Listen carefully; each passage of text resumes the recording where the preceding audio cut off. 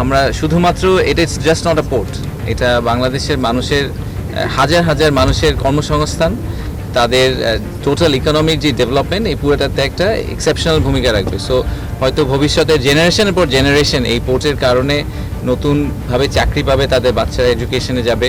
So this is one journey, যেই জার্নির ভিতর আমরা যারা পার্ট হতে পাওয়ার সুযোগ পাচ্ছি, আমরা we are becoming part of history.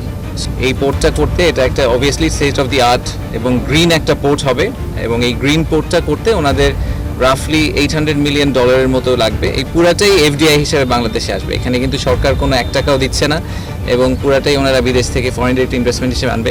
Context হিসেবে বলি, আপনারা জানেন যে বাংলাদেশের এফডিআই নাম্বারটা কিন্তু খুবই ছোট। আমাদের যেটা জেনুইন ট্রু এফডিআই যেটাকে আমরা বলি, যে একুইটি হিসেবে যে নাম্বারটা ঢুকে, সেই নাম্বারটা কিন্তু প্রতি বছরই আমাদের 400, 500, 600, 700 মিলিয়নের বেশি আসে না।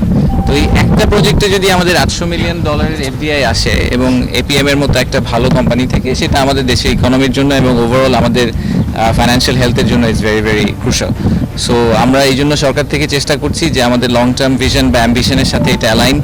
অ্যাট দ্য সেম টাইম এই কোম্পানিটা গ্লোবালি খুবই ওয়েল রেপুটেড, তাদের অপারেশনাল এক্সপিরিয়েন্সও খুব ভালো, তারা ওই নলেজটা নিয়ে আসবে, তারা গ্রিন পোর্টের কনসেপ্ট নিয়ে আসবে বাংলাদেশে, এবং আমাদের আশা হচ্ছে যে এর মাধ্যমে অনেক মানুষের কর্মসংস্থান হবে, এবং অ্যাট দ্য সেম টাইম আমাদের যে ওভারঅল এফডিআই নাম্বারটা, সেই নাম্বারটাতে একটা সিগনিফিক্যান্ট স্পাইক হবে।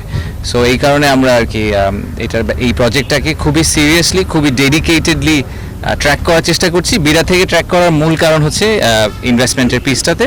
সো আপনারা প্রায়ই দেখবেন যে আমরা হয়তো এটা নিয়ে কথাবার্তা বলবো, কারণ আমরা ওনাদের সাথে খুব কাছাকাছি একসাথে কাজ করার চেষ্টা করছি।